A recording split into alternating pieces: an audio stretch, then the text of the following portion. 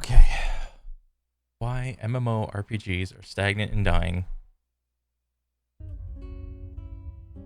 The year is 2005. It's Oh, Friday dang. night. You've just finished your shift, and you open up your flip phone to a text from your guildmate. Wanna tank Strath? Little did you know, this was the best that life was ever going to get. The MMORPG Yeah. was once a genre that was thriving. To enter an always persistent online virtual world filled with millions of other like-minded adventurers was a concept as mind-blowing as it was exciting, and today people are left with fond memories that are built to last a lifetime. However, as time has passed, it's become more and more apparent that their unique appeal has dwindled, and many lament that the magic that had once captivated them has faded, but they never seem to extrapolate why. Well, probably because they're just looking to vent and they don't want to fully commit, lest they come off as a no-life nerd. But luckily for you, that is something I have no problem with. Nice. So, what exactly is the magic? Well, the magic was the whole social aspect. Like, a lot of the times, at least when I was like a little kid, and I was playing like my first MMO, I would have to say I think it was WoW or it was Star Wars Galaxies. And it was really cool to be in the same world as a bunch of other people while other people were doing their own thing. And then sometimes, you would get invited to do things. And I just thought that was really cool that, like when you were a little kid back in the day,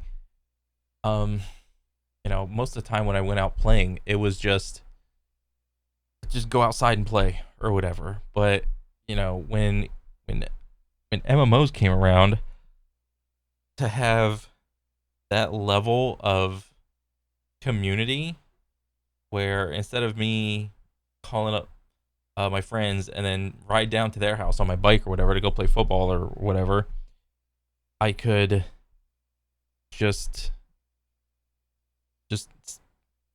get on the computer, turn it on, play the game, and if my friends weren't on, just play with somebody else or whatever.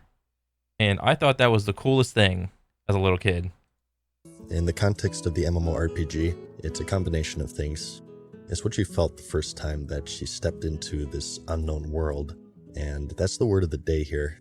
The systems are unknown, Yeah. the characters, the quests, abilities, spells, etc. There were so many things back in the day, like everything was unknown. The only people that knew all these things were the developers, and that was it. And like maybe a small niche of people, that played alongside the developers or whatever, like friends and family type deal. But if you were just like some dude that just wanted to play because your friends were playing, you didn't know the systems, you didn't know the characters, the quests, the abilities. Maybe there was like a strategy guide or whatever for your video game or whatever. And then you would never buy the strategy guide, but you would look inside it to figure out, what's all the good stuff, and then just put it back on the shelf or whatever. But yeah, all these things were just unknown.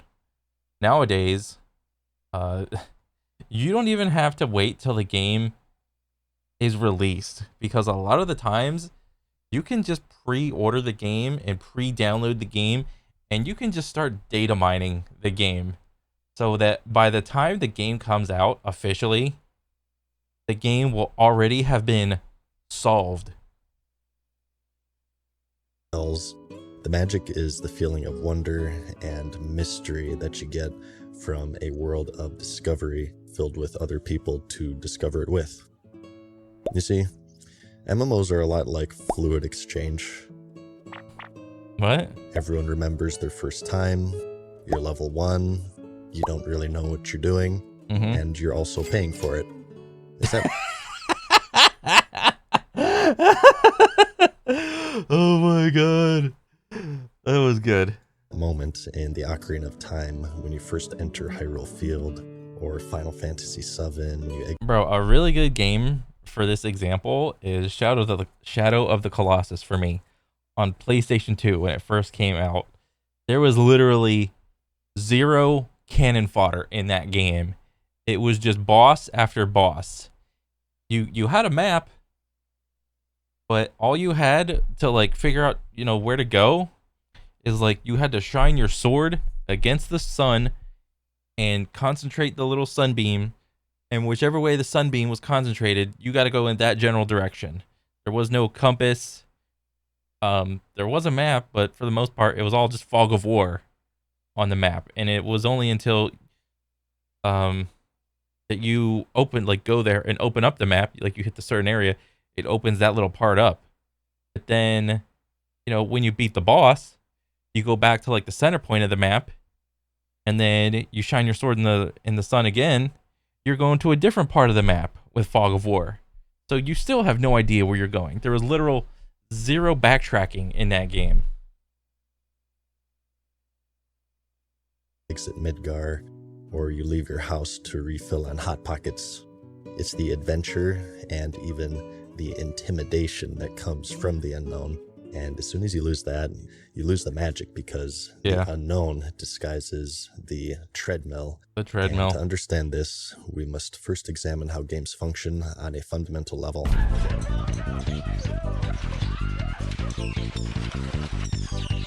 Yeah. You know what's funny about this image? This is modern gaming, or modern MMOs.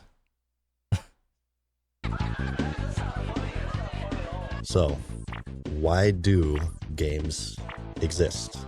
They don't serve any purpose that's critical to our survival. No. They're entertainment and a business.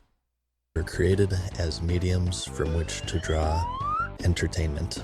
Yep. Every game ever made is constructed to reward you for outperforming or outwitting an opponent, whether they be a robot or a person.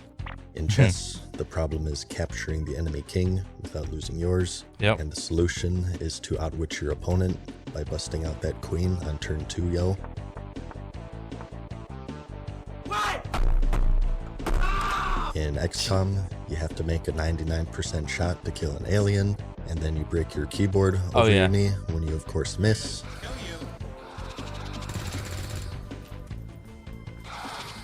That is infuriating. I quit. I quit. I would quit too. I quit. And in life, the problem is to not starve to death, and the solution is to work, making a large amount of money for someone else. Yeah, that game sucks. A fraction for yourself until you die. Yep. And as for the MMORPG, much like life itself, you are handed many problems. If you are level 1, you must reach level 2 by killing enemies and completing quests. If you don't have enough money to buy things, you must extract it from the world by killing enemies and completing quests. Or by completely skipping the entire point of the game to begin with by purchasing currency. Holy shit, what? $20 is only 5k gold? Dang. What happened? To advance to the next PvP rank, you must kill other players in-game. To unlock this vendor, you must farm reputation. And to upgrade your questing gear, you must clear dungeons. And to upgrade your dungeon gear, you must find 20 other people with nothing better to do. Yeah, that's like a big limiting factor for a lot of, I don't know, modern games or whatever, or at least MMOs in this aspect. Like, the more people that you need to complete a piece of content, I mean, obviously, like, the payoff is huge. It's like awesome. Like, it's a great feeling to have like a massive amount of people, like 20 plus people, to like do the same thing and be focused on the same thing.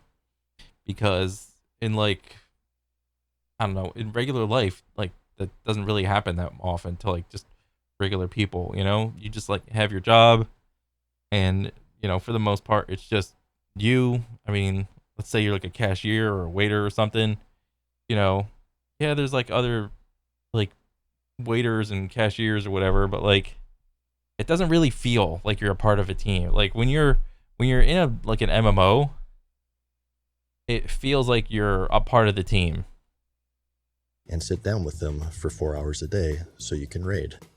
The MMO is a special case though, because there's some complexities and variables at play. Yeah. First is their multiplayer. meaning that user experience is wildly variable. Two people who pick the same race in the same class will have two extremely different experiences. And as for number 2, they are of course long form. This isn't a Zelda game where you just pick up the controller and you have a relatively predetermined amount of time before you hit the credit screen. Content, character progression, and ways to pay real money for character progression is constantly added in order to extend or even erase the finish line entirely. And not only that, but even the direction and quality of the content changes as the people developing them and those playing them change. But Yeah, because a lot of the time, what you like what I thought was content back in the day versus what I think content is now, or like not what I think, but like what I experienced was content back in the day is different than what I experienced content now. So content back in the day was gonna be something like an expansion, a new zone, there's more activities to do. You know, it's stuff like this. Like a new class would come out, new like game-changing gameplay mechanics. You know, that's what I would assume like content was back in the day. But now it's like, ooh, at least for MMOs. Okay, I mean, some MMOs still have like expansions or whatnot, but now it's like a patch is a content, like bug fixes, rebalancing, buffing and nerfing. A new skin came out in the store. A new spell effect came out. Ooh, let me get the spell effect. New emote came out. Oh my god, new cosmetic came out or whatever. Like, this is not content. It's so unsatisfying. But, you know, it doesn't really matter what I think, because the only thing that matters is like, what is the overall thing that's happening when certain companies create certain types of content and they actually profit from it. They're going to keep making that type of content. even though they are perhaps the most complex genre of game, they can all be broken down into the following, whether it be PvP, raiding, currency accumulation, collections, or even things such as social status. The goal is to extract advancement from an online world where each day, no matter how minuscule it may be, the player is able to progress in some way. And the method for delivering this progression is known as the carrot and treadmill system, where the rewards are represented by the carrot and the method of obtaining them by the treadmill. Yep. And it's the very tough job of the developer to create both the rewards and also the obstacles that the players must traverse through or around to obtain them. Oh a skilled developer will be able to create a treadmill that's fun and rewarding. An exceptional one will be able to disguise it such that the player is completely unaware of what lies beneath their own feet. Yeah.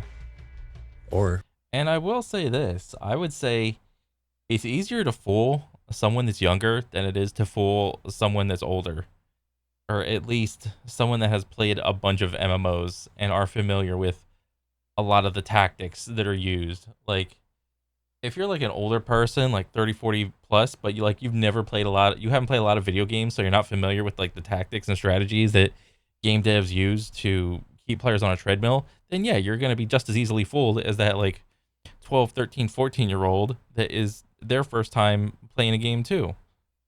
So I wouldn't say it's so much an age thing, it's just a how long have you been playing video games thing. Alternatively, you can just sell the player the carrot. So, for everyone's first MMO, not only are they unfamiliar with this but the two MMOs, Star Wars Galaxies and World of Warcraft design, they aren't even aware of its existence. They barely even know how to play, let alone the mechanisms running behind the scenes that drives them to play. It's the goal and desire of the developer to manipulate their game such that when the players look at it, they don't see a treadmill. They see a fun and exciting adventure, because that is the feeling of wonder and mystery that everyone remembers from their first MMO. And that Galaxies. is what is associated with what is colloquially known as The magic. the magic, where new things are learned and skills are honed with each passing day. That is how most every MMO is designed. It's likely that's how they'll always be designed, at least in some way. Yeah. But it holds one fatal flaw. When the appeal is derived from the unknown, it means that it's also fleeting. In fact, it degrades at a rate inversely proportional to how effective it is. Dang, that is really good insight.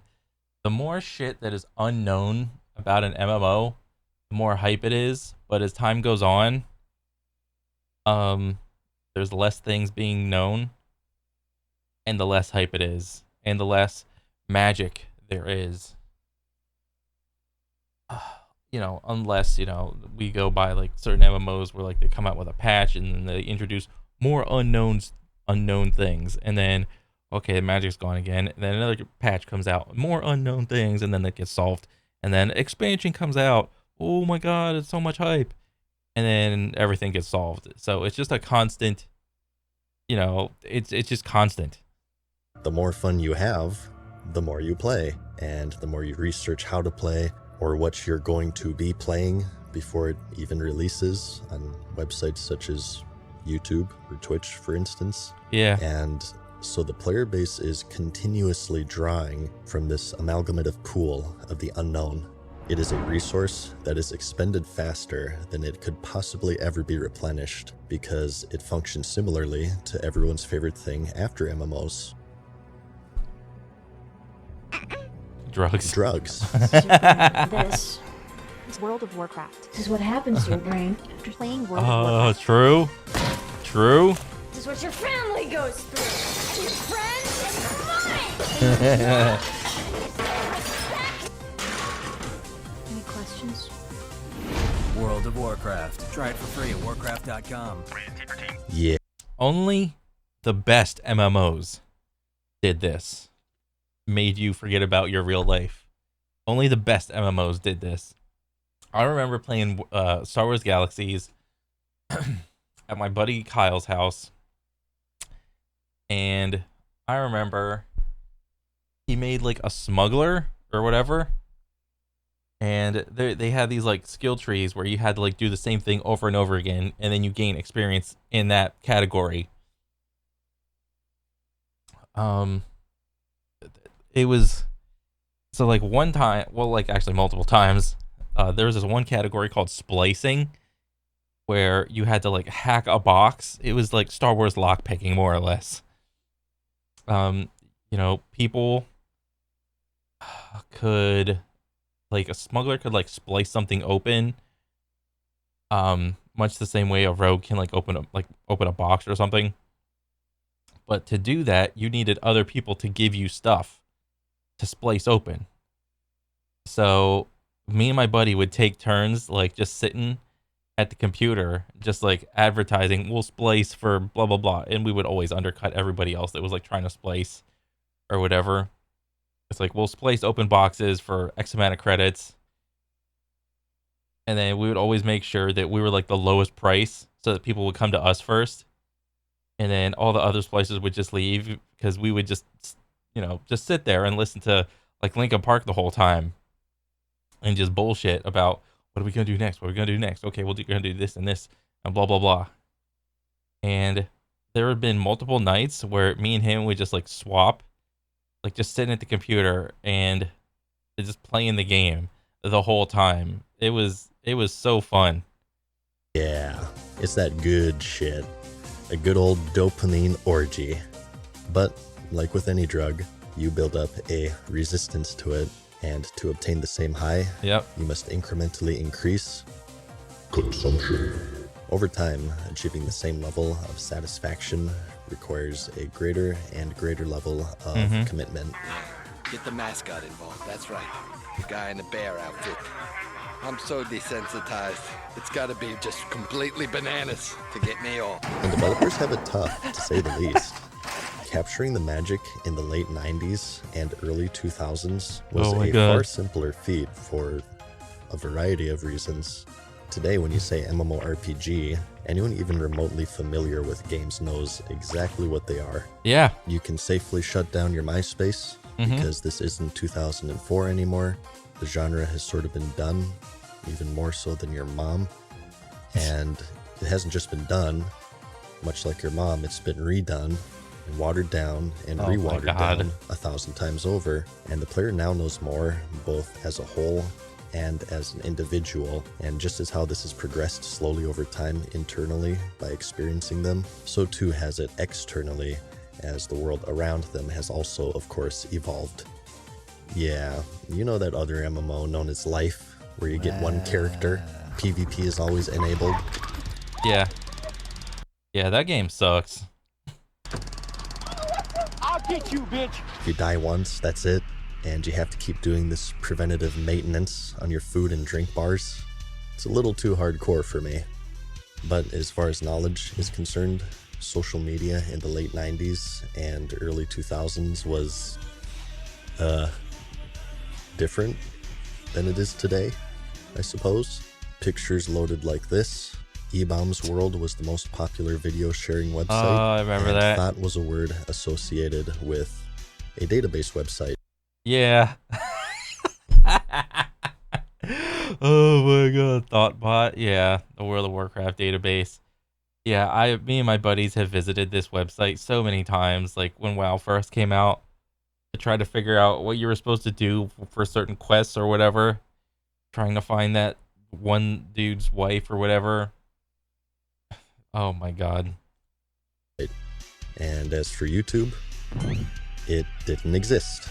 We now live in an age with data mining and streamers and YouTubers doing their blow up doll thing at some amazing, oh my god, piece of news that you just have to see because this is so insane. Oh my gosh. Insane. The purpose of alphas and betas have shifted away from testing to advertising vehicles. Yeah. And no matter The double down for Diablo 4.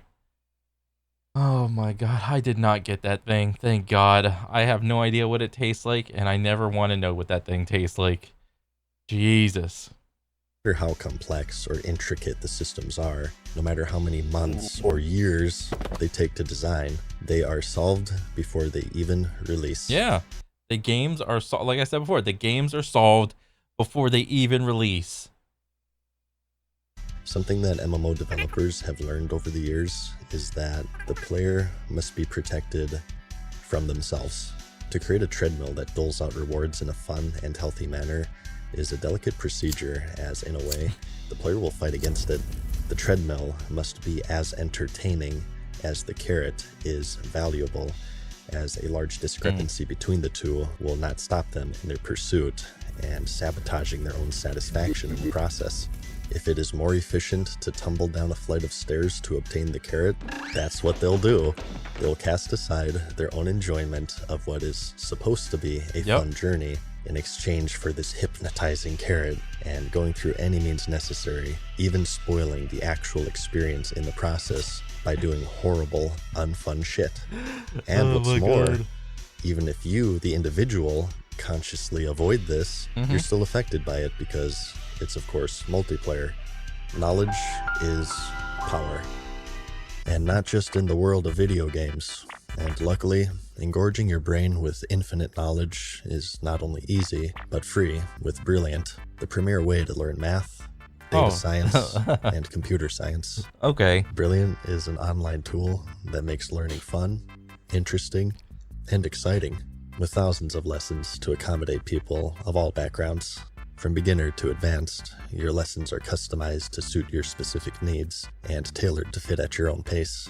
And the reason why it's my favorite learning tool on the Citadel is because it's gamified. Each lesson you complete gives you experience points, there's a leveling system, and even leagues that you can compete in if you're like me and you're competitive, like the time I got rank 14 in the recreation of a 15-year-old video game. True. You know, just in case you forgot. But it actually makes it really fun and RPG-like, and it makes you feel like you make progress every day. You can take it on the go, on your phone or tablet if you want, and lessons can be as short as a few minutes, so it's not something that you really have to set time aside for in case your dungeon queue pops or something. You can get started today. Hmm. The first 30 days are free, so there's not this huge commitment. And the first 200 people to use my promo URL at brilliant.org. Who needs college when you have so many other things on the side in the internet that like gives you like so many similar, if not better, experiences? .org/Mad Season Show. Get 20% off the annual plan. But knowledge in all forms is power. The availability of information creates a compulsion to obtain it.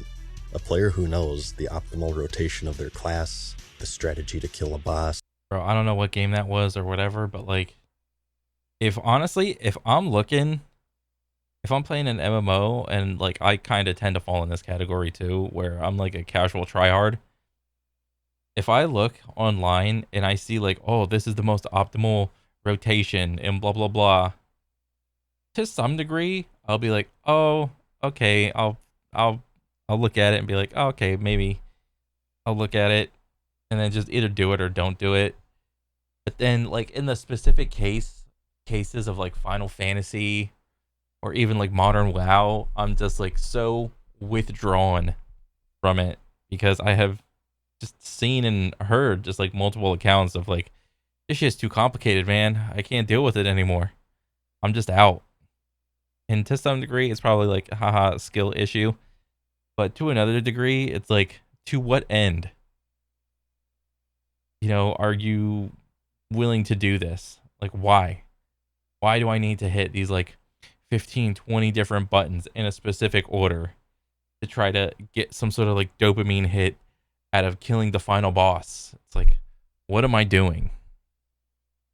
Or the best way of farming currency, or the best strategy in PvP will vastly outperform a player who doesn't. They will get more opportunities, they will progress faster, and even putting that aside, the entire genre today they will progress faster, and even putting... So like, the more a single person knows, you know, all this is going to be applied. They're going to perform better because they know more. They're going to have more opportunities, aka invites to guilds or parties or whatever, because they know more. You're going to this is just fucking repeating. Oh my god. Better performance, more opportunities. Yeah, this is not only true of MMOs, but also FPSs.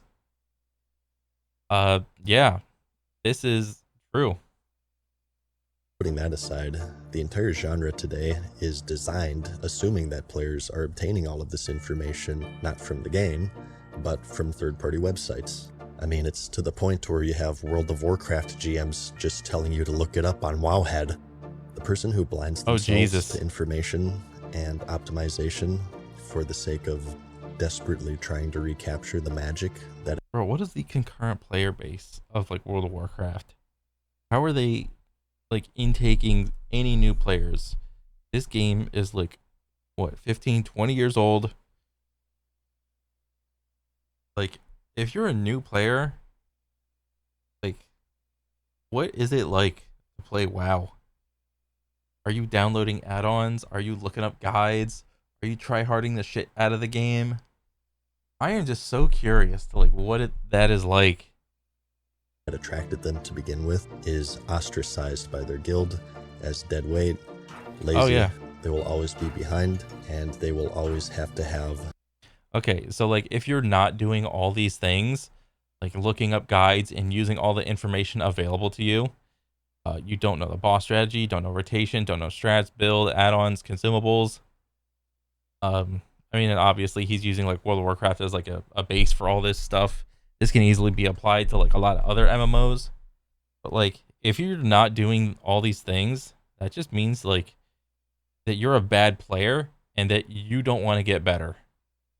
And since there's no rank in MMOs, much the same way like an FPS has like a rank system, since there's no rank,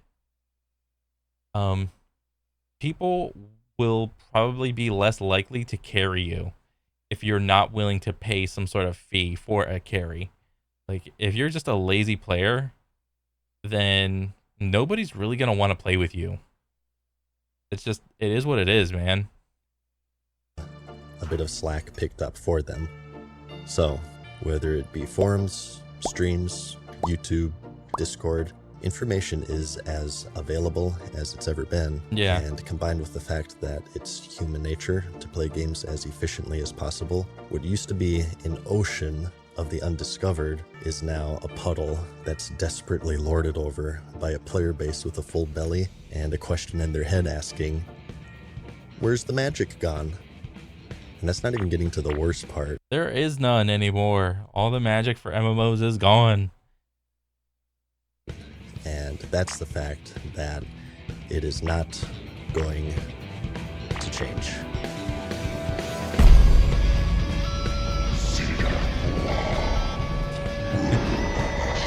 The MMO is also on the decline because it's a genre that encourages iteration over innovation. But before you paint a target on the back of modern MMO developers, the true source can be traced back to the year 2004. Oh dang. With the release of an MMO that you may be familiar with. The success of World of Warcraft both reinvigorated and doomed the MMORPG genre as it brought in an audience 10 million for TBC. Oh my god, I remember this because like every time I would go into EB Games at the time, there would be like a little gold sticker on like the top of the box somewhere, and every so often it would be like 9 million, 10 million, 11 million, 12 million, and it was always going up, always going up. I'd be like, oh my god, what is this? What's happening? Everyone's playing this. But you know, I was a little kid and I wasn't really too connected online as I am now. Eventually I would just pick the game up finally and be like, okay, what's this game about? And then I, you know, through like middle school and high school, I'd figure, you know, oh, like where's the World of Warcraft people? What are they doing? What server are they playing? What guild are they in? Oh, let me do that. And yeah, this was like an awesome day, like, you know, time for me as a little kid. so large that it ended any questions regarding the magic formula. Up until this point, MMOs were in their growing stages. The genre was as popular as my Tinder profile, and while some saw moderate What the fuck? success, partly due to their expense and large time commitment, there had yet to be one to find a formula popular enough to break into the mainstream. But because of this, experimentation was rampant as developers were still trying to find what did and what didn't work, and as a result, uniqueness, ironically enough, was commonplace. However, when World of Warcraft hit store shelves in November of 2004, the answer from then on was theme park at the expense of sandbox, linearity at the expense of open-endedness, and handcrafted developer-made content over player-made content. The solution was discovered, and with it came the end of experimentation. Yeah, this was, you know how like BRs, like battle royales are for FPSs? World of Warcraft did that to MMOs. You know, it just set off like a chain reaction of MMOs, and everyone was like, oh, what's going to be the new WoW killer? This game's going to be the new WoW killer. That game's going to be a new WoW killer. The only thing that's going to be able to kill WoW is itself. And it has successfully done that time and time again. Whether or not you want to agree is a whole nother thing, but it has. And consequently, what followed was stagnation. Lord of the Rings Online, Warhammer, good luck with the second one, by the way, Age of Conan, Aeon, Star Wars, The Old Republic, Final Fantasy, whatever. You level to the max through a mostly linear campaign of quests, do dungeons, after dungeons you raid, PvP, maybe cyber, and then complain on the forums that there's nothing to do until the next patch comes out. And it's pretty easy to understand why. It's because experimentation most often results in failure. MMOs are extremely expensive to develop. The ongoing support that they need is astronomical. The world... What? okay, we're at the monies or whatever. Star Citizen almost 500 million. New World 200 million. Old Republic 200 mil. So on and so forth. Okay. to develop, the ongoing support that they need. Okay, patches. Yup. Expansions. Yup. More customer support. Yup. Rigorous anti-cheat. Bro, it's so funny because like the whole thing with like MMOs and cheaters is like everybody hates cheaters, right? It just so happens that people don't mind cheaters when they have no idea that they're being cheated on. Like with the whole like in MMOs. In every MMO, it will always be a thing that botting exists. Even for all the past MMOs, all the current MMOs, and all the MMOs that are going to come out from now until forever, there's always going to be an issue of botting.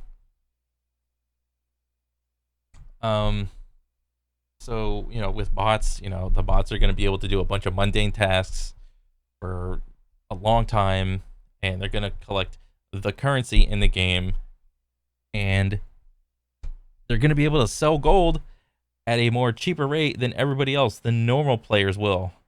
So, and that just feels really bad. So, nothing you do matters. And it really sucks. And the whole customer support thing, this is probably gonna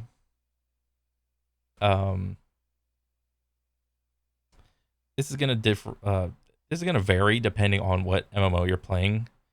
You know, World of Warcraft, like the customer support is almost completely like automated. Some other MMOs might have real people, I don't know, but this is usually a category that is cut first in order to like cut costs, to raise profit margins or whatever. And this makes the whole current quality of life really shitty feeling. And it's, you know, it's true for FPS as well. Like, it's not enough to come out with a game anymore. You have to come out with a good anti-cheat system, you know, for FPSs and MMOs. But usually this is like, the anti-cheat is just a thing. It's just, you know, cast to the side. It's like a side thing. It's nowhere near as important as the main game. It is astronomical. The worlds they demand Oh, are the massive. sexual harassment The too. systems are complex, as their effect largely depends on the ever-changing community. These aren't single-player games where developers can create these contained experiences to be played in a very controlled and specific way.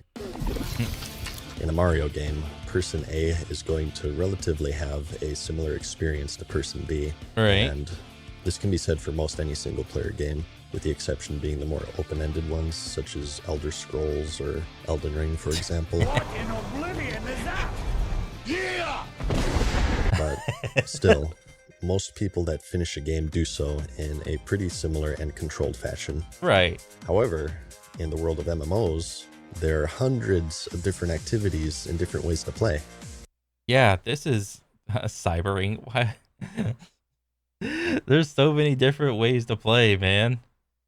I mean, yeah, and even if this is like 100%, you know, you could break this down of like what most people experience. There would probably be like some sort of percent of people where it's like, yeah, I've leveled, or yeah, I've done maybe dungeons or something. But then there's going to be all these other little like 5% here, 3% there, 7% there, 8% there, of like all these other things that people will just have varying experiences with.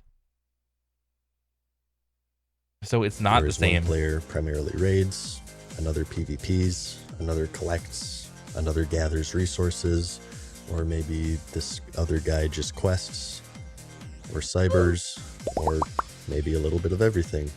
And due to the fact that they are generally designed to be experienced with other players, an uncountable amount of variables are introduced that have drastic effects on player experience. A new player in scenario A may get into the game and happen to run into someone whom they become friends with, join their guild, become friends with them, raid with them, and before you know it, it's 20 years later, and you're about 30 pounds fatter and 50% balder. Oh man. Bro, I wonder like how long would it take someone to play like all the content in the game of like World of Warcraft? Like if you're a new player just starting, how long would it take you to like, do all the expansions, all the dungeons, all the raids, and I'll collect all the things or whatever, like get all the achievements? I wonder how long that would take. It's actually scary to think about. Alternatively, in scenario B, this very same player, maybe instead of meeting a friend, instead met an asshole. Maybe they only last a few weeks. The game is exactly the same, barring add-ons. When they're installed, everyone has the same files and the same interface and the same problems and the same tools with which to solve them. Yet the experience is so drastically different, and systems that are designed to be played one way may be played in a completely different way, and as a result, designing them becomes extremely fucking complicated. So, in an effort of avoiding vagity, let's go over an example from everyone's favorite MMO. It's the good old World of Warcraft. Third expansion, the shitty one, the Cataclysm. There was a PvP island called Tolbarad, and it was an open world PvP zone, much like Wintergrasp or later Trash Can, and it was designed to be a form of battleground back when the game actually had two factions. The goal was to capture a fort, and the side that won had to defend against the other side that previously lost. So, that's how it was intended to be played. But, as it turned out, because attacking was way harder, it was made to be more rewarding. Makes sense, right? Nothing could possibly go wrong with this. Oh boy. Uh-oh. Carrot shiny. So what happened instead is that both factions came to a mutual understanding. Because winning through attacking was so much more lucrative, it was much more efficient for both sides to trade wins by losing intentionally when defending and avoiding a long, drawn-out battle that results in fewer rewards for everyone. Because who in their right mind... Really? I had no idea when I played Cataclysm. When I played Cata, I only played like the first raids here, and then I just got bored of the game, and I was like, okay, I'm out. I had no idea that there was like a mutual agreement. Oh my god, the Discord, like, was Discord a thing back in this day, or was it still like TeamSpeak or whatever, or Vent? Oh my god, I had no idea. Mind plays video games just to play them, right? What are you, a casual loser? So, because of this broken system, it was very difficult to get in when your faction was attacking because, while no one is going to queue for a fruitless guaranteed loss while defending, everyone is going to queue for the fruitful guaranteed win while attacking. So because of this, the number of attackers vastly outnumbered defenders, so much so that there wasn't even enough room for them. But you could cheese it if you were technically in the zone when your side won. And that's what this madness is about before you. This was the bridge dance that people would perform when they're trying. Oh my god, I do remember doing this, the bridge dance. Oh my god, this is so funny. This is bringing me back, man. To be in the zone when their side won, while trying to avoid being teleported out due to the battle being full. And not to stick on WoW too much, pretty much this exact same scenario would also be repeated in Ilum in Star Wars The Old Republic on its release. So not only does this cost a lot of time, it also costs a lot of money, so resources are more often dedicated towards the systems that are proven to work, as opposed to the systems that might work if the players fucking behave. Which is why you get another copy-paste of the Timeless Isle with every fucking expansion.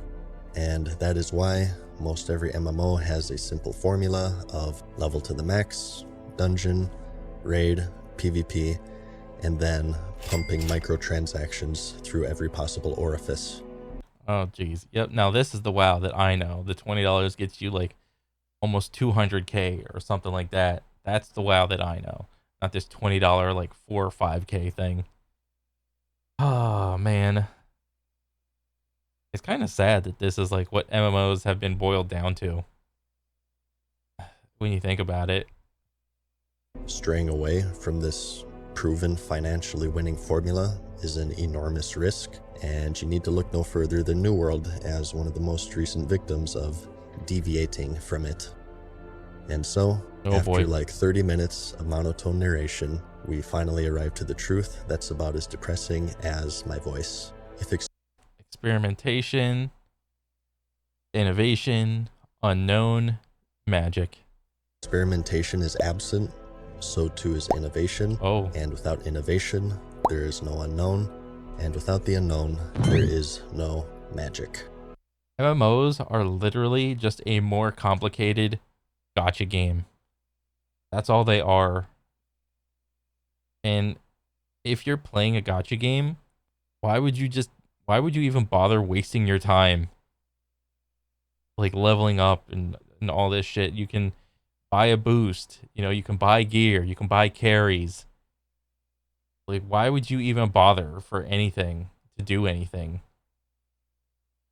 And what you're left with is a generation that's very intimately familiar with the genre that is not going to change as safe iteration triumphs over the volatile innovation. And as a result, the player base collectively are more aware of this carrot and treadmill system more so than ever before.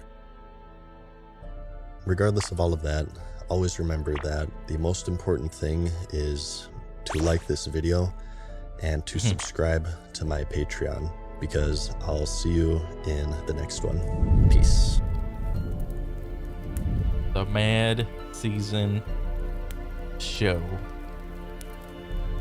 Farewell for now, mortals. Best part. We hope you enjoyed today's video. See you again soon. Bro, this was an awesome, another banger of a video. Yeah, the magic is gone. It's kind of funny, the $1, whatever. I mean, who knows? I mean, there's like a couple MMOs I'm like looking out for. One of them's like Ashes of Creation or whatever, but like I'm not really holding out even on that one. Like there's the Riot MMO.